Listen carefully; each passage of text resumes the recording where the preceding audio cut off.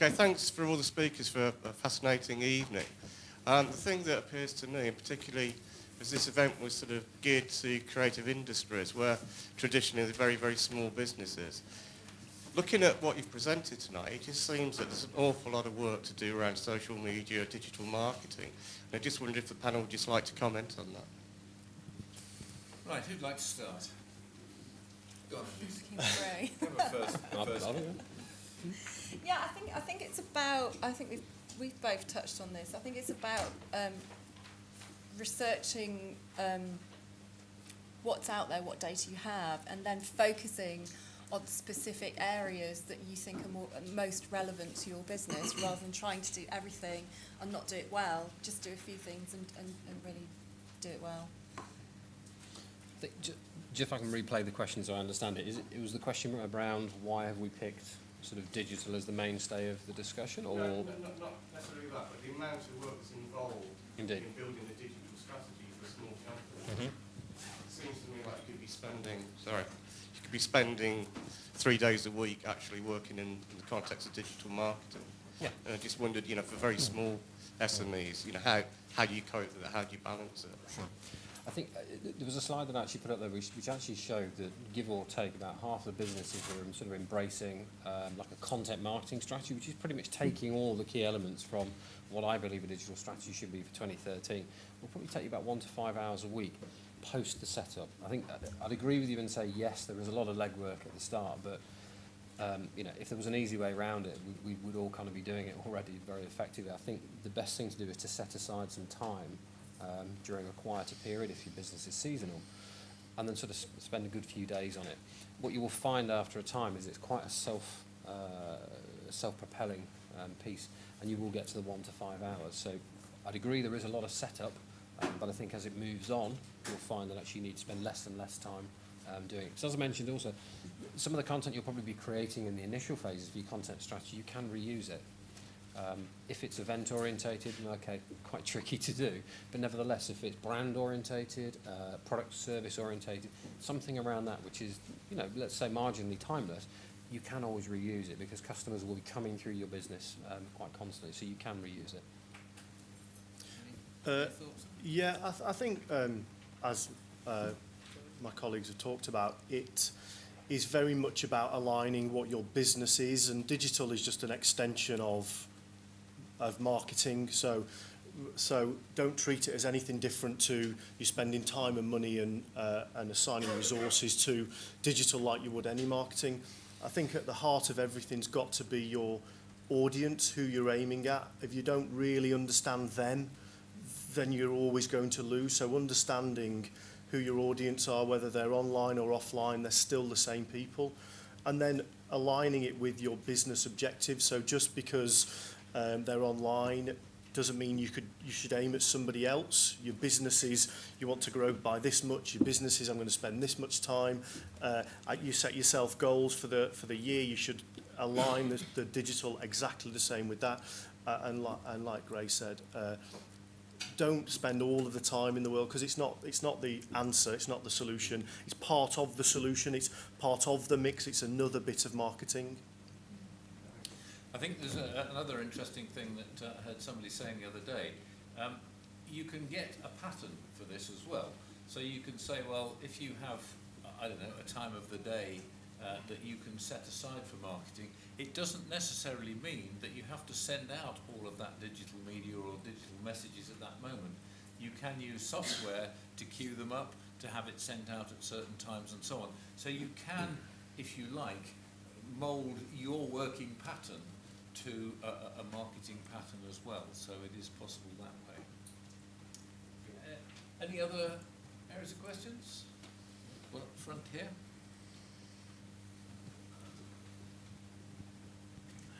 Robin Bell from Radio To Go. I've got 2 questions actually. The first one to Lisa. You mentioned Stumble Upon, and I was quite surprised about that because I gave up on them a few years ago because their algorithms were so rubbish that they kept serving me stuff that I wasn't interested in. And I'm wondering, okay, I've got a site, I'd like people to look at it. How would, and this, anyone might want to do this, how would anyone want to get themselves, how could you get yourself picked up and therefore recommended by an organisation like Stumble Upon? How does that work? Well, from a site owner point of view, you can add a little widget into your site on every single page to ask people to social bookmark that page, and there's a number of different obviously social bookmark sites, so it, depending on how many people bookmark it on StumbleUpon, it then becomes available. Second question, big data, problem that you all mentioned, vast amounts of information and an awful lot of work to get the best sense out of it. And one thing that I find irritating is that the assumptions that are made about me from my internet browsing habits don't actually square with what I'm truly interested in at the moment. I don't think the algorithms are anywhere near sophisticated enough to give you what you really want. But there's a second point to that this is a continuous circular process. It's feeding back on feedback, which is then fed back on further feedback. So it is continuously reactive, and I think there's a flaw to just using reactive marketing tools.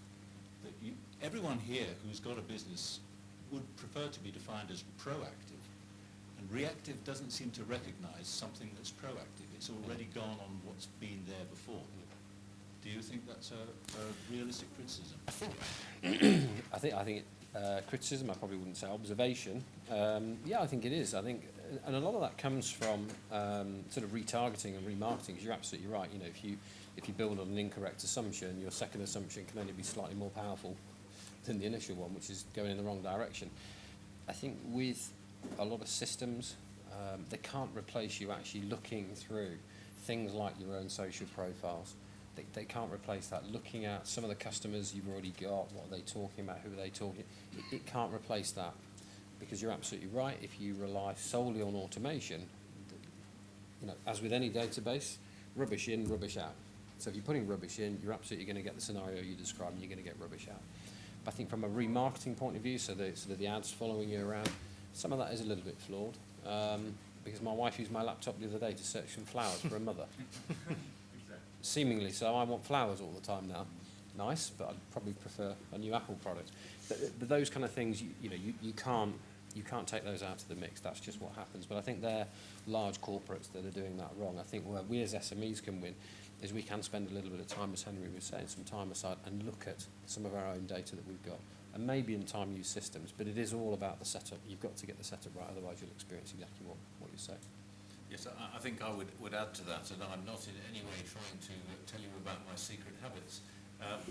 A certain large supermarket did send me an email this week that said, "Dear Henry, you might like to think about your new wardrobe for the spring," and underneath everything was about dresses and jewellery. And I did think at that time, you know, this isn't awfully targeted. And I do assure you I'm not interested in dresses and jewellery from a personal point of view. But it is a very good point that using all this data, and I think the message that came out from each speaker was about thinking big, but actually doing something small and targeted and making sure it works and gradually moving on is very relevant to that. I think it is in its kind of infancy, and if you are getting dresses and jewellery, you should clear your cookies, and it kind of, and then it'll start, and then it kind of starts again. So yeah, it is in its infancy, and it's trying to automate huge amounts of data. I think our problem is kind of trying to understand hundreds, or if we're lucky, thousands, rather than squillions and squillions. So I think that our problem is going to be less acute than that, and it is quite annoying. But if you're still getting shoe ads when you've already bought your shoes, I'd say clear your cookies. Any other questions?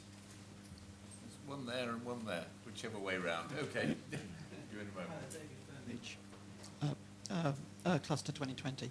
So for SMEs here, you know, should they actually do this themselves, or is there any value in paying someone to help them? Because obviously lots of us can use WordPress or Twitter. So could we save time? Could we make things better by having some paid help? I just wondered if there's a little amount. I don't mean lots of money, but just a little bit. Yeah, any thoughts on that? I mean, I think it's an interesting question, because in any business there is in every aspect of your business, there is the question of, do I do it myself or do I get someone to do it? Do I do my accounts? Do I employ someone to do my accounts? And I think this is a very relevant thing as well. This, I think, is a very personal area of your business, and therefore I would say, if you are a small business, don't outsource the whole thing, because you want to keep the focus on your business. But I think with new technology, new ideas, then there is definitely something to be said for tapping into expertise. Yeah, there are technologies and agencies constantly trying to automate some of this interpretation. Hootsuite is one, and they bring out new analysis options, and you get the most simplistic one for free, and then you can pay a little bit more for more detailed data. So I think that the technology is moving on so fast that you should be looking for opportunities to automate your delivery, automate the analysis, try free. As Lisa said, there's so many options out there. There's so much technology, but which are the ones for me? So thinking big, starting small, if that's one of the themes today, you should start looking at things, trying them, test, evaluate, throw in the bin if it doesn't work for you, like stumble upon and try new ones, because it's not going away. Digital isn't going away. It's going to get more and more develop, better and better. So you should all look to try and get on the horse now.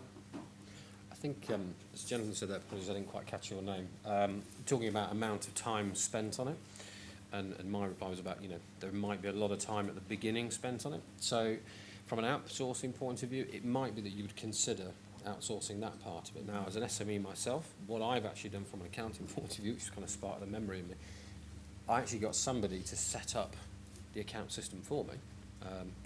To be quite frank, I'm not an accountant. But now it's actually set up. I'm now operating that myself. And getting them to dip in and dip out every couple of months. Just make sure that HMRC are not going to come knocking on my door at the end of a quarter because I've done something wrong. And again, from Planet Nine's point of view, the consultancy I'm involved in, we are very keen on getting people to be mobilised in this area. Because nobody knows your business and your brand or your service as well as you do. But the setup is certainly something which an outsourced agency could help with. So I guess my answer is kind of 50-50. You could outsource the starting point, but then gradually take it on yourself. Just to quickly add to that point, I think it's always useful to have a third party and an expert actually come from the outside and look at what you're doing as well, because you can get very entrenched in, you're the MD, you're doing the social media, you're doing the accounts, you're doing everything. It is good to have a different pair of eyes on that, whether that's a consultant, an agency, or actually a friend who's already working in digital, for example. So I think that's a good point. Often people refer to a critical friend, somebody who will look at what you're doing, but actually make the comments. There was one more question from here. Good evening. I'm Alex Chambers from Squisito Dunny. We trade in Birmingham. In relation to a number of the things that have come up in the presentations tonight, and in particular to the chap over here, the first questioner, you've outlined a number of sources for data, and there seems to be throughout the seminar the issue of how to provide a reality check with the data. The less time and the most efficient time, taking up Gray's point, 1 to 5 hours a week. How to get the best results out of it is where you look for your data, but how do you reckon is the best way of performing a reality check, but at the same time getting your customers to build and make the data work for you, to really take it off your shoulders, but how would you go about analysing and put a reality check into it? Okay. I guess there's a few kind of questions there. I think the reality check, first of all, is all going to come back to sales. You'll know something's working if you're selling more. And it is a bit of a long game. It isn't a quick fix. So from my point of view, if something is working, it is providing you with a key objective. It may not be sales at the end of the day. It might be awareness, etc. It might be a new product. But I think from that point of view, it's about tying back what you're doing effectively to get a reality check.